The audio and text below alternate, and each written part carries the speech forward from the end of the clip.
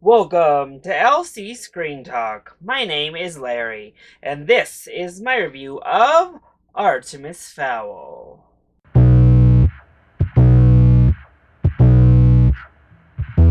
Artemis Fowl is the latest Disney live-action adaptation, this time of a beloved YA franchise of books. Our story follows Artemis Fowl II as he investigates his father's kidnapping.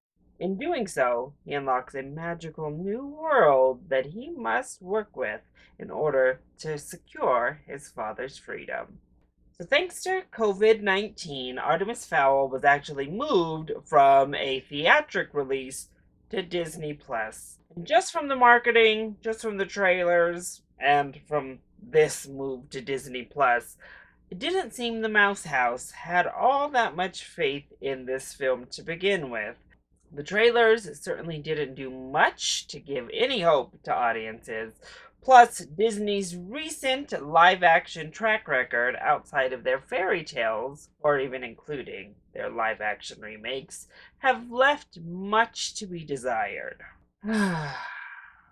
Colin Farrell, fire your agent, please.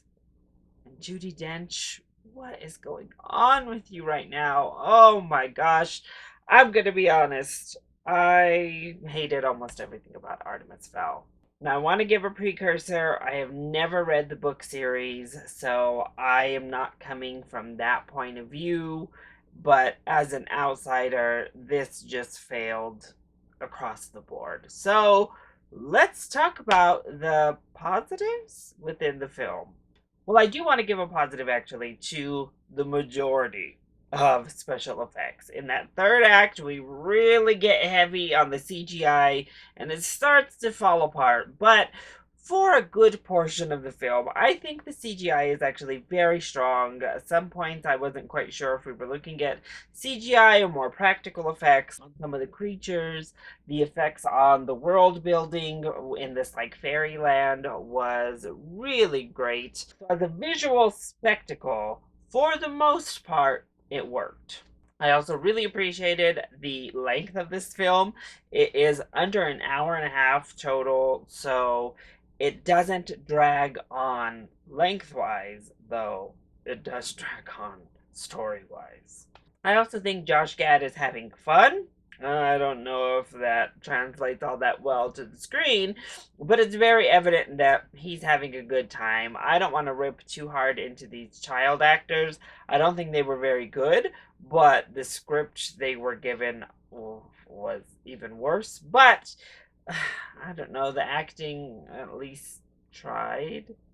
But that's all I've got for positives. So let's go ahead and talk about the negatives when it comes to Artemis Fowl. Well, this script is absolutely atrocious. It is so bad. I was constantly shaking my head, rolling my eyes, and thinking, what in the world were they thinking when writing this script? The puns are just horrible. Actually, every single attempt at humor in this film pretty much fell flat on its face. It was terrible.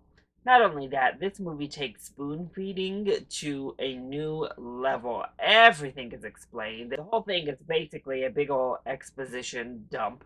And even at that, the dialogue between characters is just shoving the obvious into your face over and over and over again. None of the characters felt like anything remotely real or lived in. And the characters themselves are not likable. Artemis Fowl is a very unlikable lead protagonist that is hard to connect to, hard to get behind, hard to care about. But even our side characters, they have nothing.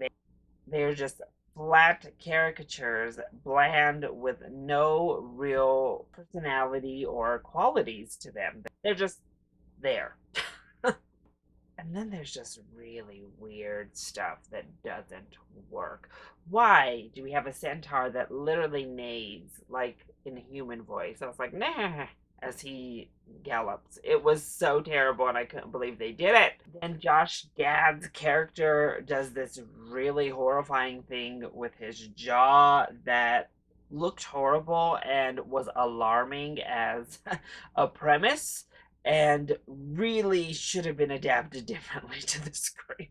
And why do these bad films starring Judi Dench insist on her getting a moment to look straight at you in the camera? Oh my gosh, I couldn't believe it when I saw her do it in this film.